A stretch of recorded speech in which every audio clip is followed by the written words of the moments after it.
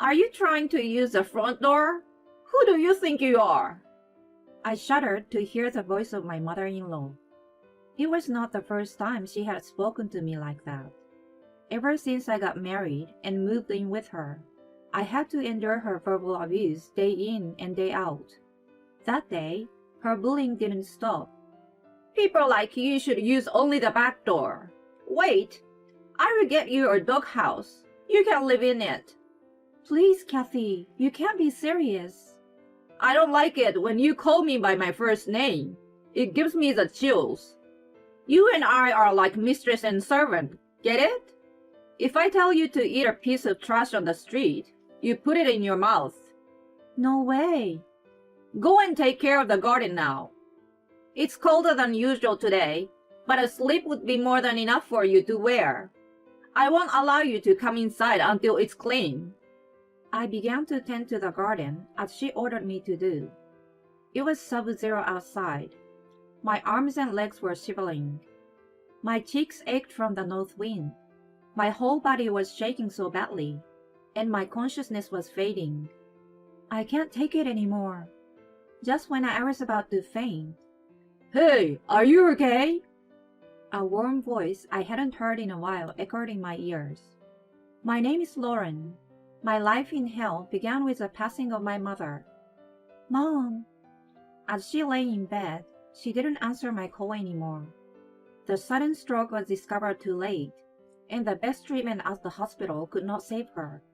She was 48 years old. She died too young. I heard people around me whispering that she must have been overworked. She raised me as a single mother. My father walked out on her shortly after I was born. I never knew where he was or if he was even alive. My mother worked several jobs to give me the best education she could afford.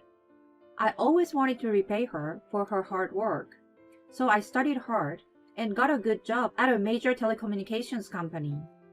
I worked hard for 3 years. When I was finally able to support her financially, I met Nathan, who later became my husband. We worked in different departments of the same company. He was one of the best salesmen, always bringing in results. When he approached me, I immediately fell for him. His success at work was appealing, but more than that, I was attracted by his sweetness. I had been somewhat distrustful of men because of my father, but he dispelled my prejudice. Let's get married. When he mentioned it, I agreed in a heartbeat. I was in love with him, and my mother had been waiting for us to get married for a long time. She wholeheartedly wished me the happiness she couldn't have for herself. She always told me so. The process went very quickly, and within a month of the proposal, we were resigned as married. When we only had to wait for the wedding 2 months later, she suddenly passed away. I was devastated. She was my only family. My despair was deep, remembering how we had supported each other throughout our life. Of course, I canceled the wedding, and instead, I prepared for her funeral. I couldn't help but feel sorry for Nathan. He was very concerned about me and told me not to worry about it. Another person who saved me was my mother-in-law, Kathy. She had been attentive to us since before we were married. She had a gentle personality and was a flower arrangement teacher. She also lost her husband early in life and experienced raising Nathan as a single parent. My mother's passing wasn't just someone else's problem to her. When I was shedding tears in front of the coffin, she gently spoke to me. Don't cry, dear. Losing your mother is indeed terrible, but you're not alone. You have Nathan and me. But I ruined the wedding. That's just a formality. The important thing is that we are now a family. You can count on me. I can't replace your mother, but that doesn't change the way I feel about you. Thank you. Her kind words made me wail on her shoulder. Her gentle arms wrapped around me. I never imagined that the same person would later torment me. When the funeral was over, I was finally ready to move forward. Nathan and I moved in with Kathy after she enthusiastically invited us to live with her. Nathan thought that I would feel safer if we lived with someone else. When we got married, I quit my job. He was a frequent business traveler, so he felt better leaving me with her while he was away. I did not object either. I had made up my mind to devote myself to her to make up for the loss of my mother. However, my intentions were soon trampled upon. "Lauren, you don't even know how to make chicken soup?" She harshly criticized the meals I prepared. They were badly seasoned and looked messy. When I served her a greasy meal, she left the table without tasting a single bite. "Are you trying to kill me too, by serving me lousy food?" I was totally taken aback. It was unthinkable from the kindness she had shown me up to that point. She had always been sweet to me until we moved in with her. When I was depressed, she did her best to comfort me. Her attitude changed completely as soon as we started living together. She was a perfect example of a bully. She criticized me about everything from the way I cleaned the house and the way I greeted the neighbors, to even the smallest details of how I should act in our neighborhood. She didn't even stop there. Whenever I behaved in a way she didn't like, she punished me for it. "It's such a shame that you can't even clean the house properly. I'm so disappointed to have an incapable daughter-in-law." "I'm sorry." "Do you know why I asked you to move in with me? Because I wanted someone to take care of me, someone to do the housework for me. Then I could work more freely, and yet..." "I'm doing my best on cooking, cleaning, laundry, and everything else. I'm trying to make sure that I don't interfere with your work."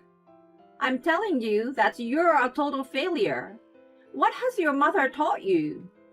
Or did she just hang around outside leaving you alone?" "My mother was not like that at all. She raised me by herself and never had time for herself." "How dare you talk back to me? I know that hardship better than anyone else. I will tell you what. Your mother was incompetent. Isn't that right? Because she raised a pathetic daughter like you." "How could you say that?" "You need to be re-educated. As punishment, skip dinner tonight. Of course you will cook for me. If you even try to taste it, I will throw you out of the house." She often tortured me in this way, calling it education. I was not allowed to eat.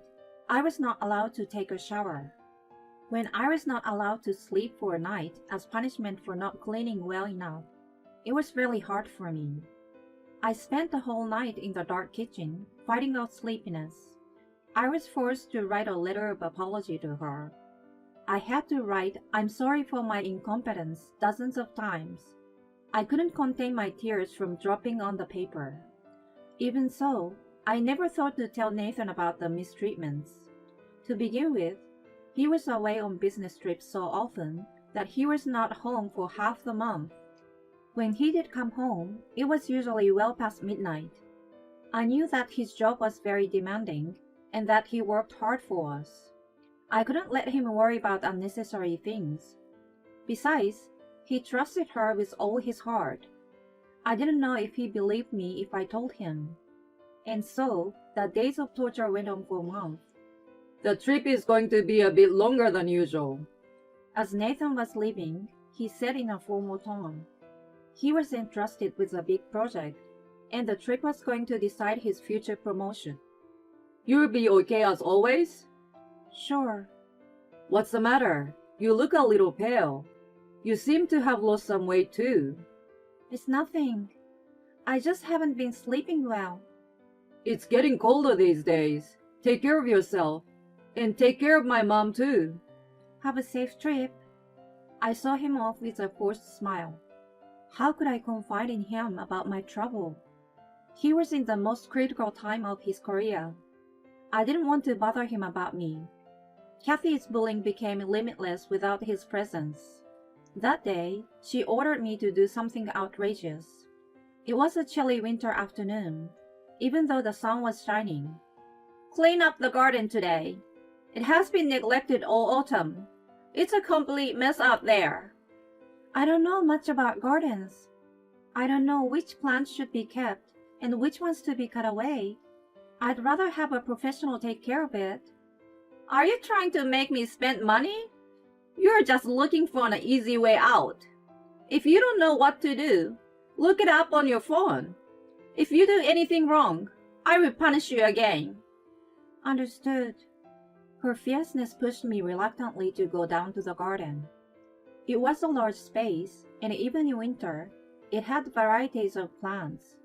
I pulled out what I thought were weeds and gathered dead leaves. I was wearing garden gloves, but my hands were numb from the cold. My breath was white, and I felt my ears freezing. I was at my limit after 2 hours. I appealed to Kathy, who was just waiting inside the warm house. Kathy, I'm freezing. I can't move my hands anymore. Can I do the rest tomorrow? The garden is too big. What a lazy girl you are. It's embarrassing to my guests if the garden is left messy. I really can't take it anymore. The soil is cold. The air is freezing. I'm going to get sick. Then keep doing that until you collapse. Until your limbs freeze. Oh, I just got a good idea. Take off your clothes. What? No. A girl like you has no right to wear clothes. Underwear will suffice. You will clean the garden almost naked. Don't forget to dig up the soil. You can't be serious. I'm really going to die. I'm freezing even now. You can see your mother again if you really die. After making me take off my clothes, she slammed all the windows in the house and carefully locked them. I could do anything but stand there in disbelief. Even for a bully, that was way out of the line. She had even mocked my mother's death. I felt more sadness than anger, but soon I was overwhelmed by the piercing cold. The icy wind blew mercilessly against my bare shoulders and legs. I felt nauseous and fell to the ground, but the soil was also cold. There was no way I could tend to the garden in this condition. I couldn't even go out to the street in just my underwear. I didn't want my neighbors to see me. I was more concerned about the appearance than the danger to myself. Kathy's relentless abuse had brainwashed me. I was incapable of making normal human judgments and was reduced to a slave who obeyed her orders. As the sun went down, the cold outside became increasingly severe. The evening passed and night fell. I was still not allowed in the house and sat in a corner of the garden, losing the energy to even shiver. I put my hand on my shoulder, which was probably turning pale. I realized that I had lost all feeling in my hands. My head was starting to get foggy. I called out to my mother and finally collapsed to the ground. I didn't know how long I had been out. When I gained consciousness, I saw Nathan's face in front of me. It seems that he was holding me in his arms. The temperature of his hand faintly warmed my skin. My frozen lips barely moved. Honey? What are you doing outside? You're almost naked. What about your business trip, your important work? I will get to that later. I've got to get you inside. He picked me up and walked to the patio door. He was surprised to find it bolted from the inside. He checked the windows and was stunned that they were all locked too. I didn't have the energy to tell him what Kathy did. He went to bang on the front door 2 or 3 times, but no one came to open it. Then, he picked up a stone and slammed it hard against the sliding window in the living room. The piercing sound of breaking glass echoed in the garden. He stuck his hand through the crack and unlocked it. Finally, I was inside the warmth of the house. What's going on? Kathy, who seems to have been taking a bath, came running. She was wearing a bathrobe over her naked body. Even so, she looked warmer than I was. When Nathan banged on the door, she couldn't hear him in the bathroom. She gasped at the sight of scattered glasses. Mom, what's going on? What do you mean? Lauren was on the verge of hypothermia. She was naked in our backyard while you were warm and cozy in the bathtub. I just asked her to clean up the garden. I knew something was up. She was getting thinner by the day, and even this morning she looks exhausted. She often has dark circles under her eyes, like she's not sleeping.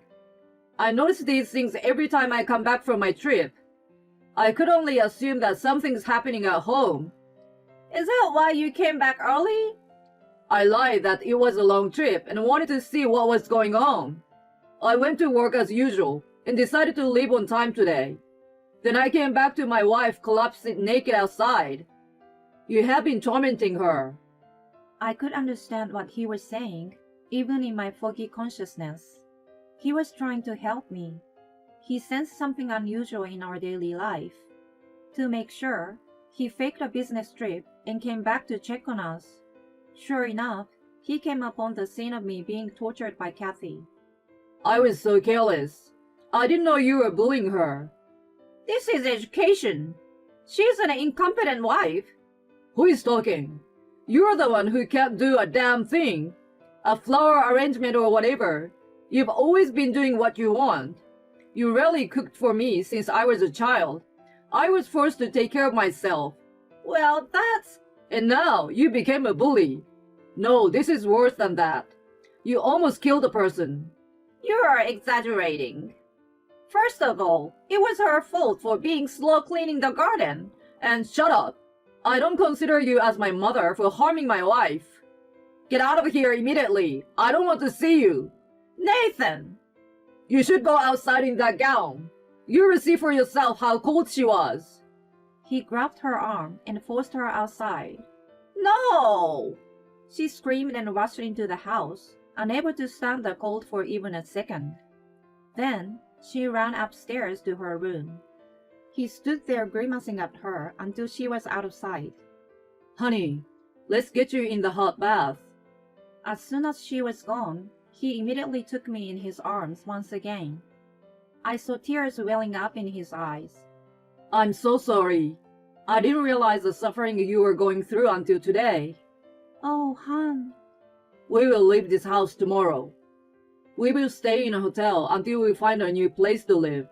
I'm not going to see my mom ever again. She's your mother. You don't care about that? Who does? You're the most important person in my life. You were so concerned about me that you couldn't tell me what was going on. Well, I promise to protect you from now on, and we'll have a happy home together. being held firmly by him, I felt the lump that was frozen inside of me finally melt away. I sobbed into his chest. When he helped me into the bath, I felt my heart warm up to the core. Then, as he declared, we moved out the next day. We left our belongings behind for the time being and stayed in a hotel while we looked for a new place. We found an apartment right away and were able to move in a week later. When we returned to pick up our belongings, Kathy pleaded with me. "Hey, can we just forget the past and move on? I regret that I went a little too far." "Forget? You mean forget about you leaving me outside naked?" "I apologize. That was suddenly too much. And about me taking a bath, kind of forgetting about you." "That wasn't the only time you mistreated me. I'm not going to forget about you making me starve or making me write an apology letter. The window is still broken. I haven't had a proper meal without you. The house is a mess, so I can't even invite my students. I don't care, and I got nothing to do with it. Why don't you clean it yourself? You seem to still care about your reputation, but I've told the neighbors what you have done to me." I took pictures of a broken window and sent them to the right people. I also have a copy of an apology letter I was forced to write. "Why did you do that?" "It's going to be very difficult to keep your head high in the neighborhood from now on. And your classes, I hope there still are students who want to learn from a teacher whose hobby is to bully people." I turned my back to her after saying all I wanted. She fell to her knees and couldn't say anything other than, "Oh no, oh no." I felt somewhat relieved, finished my business quickly, and returned to my new apartment. There, I was starting a new life with Nathan. I hoped to create a loving home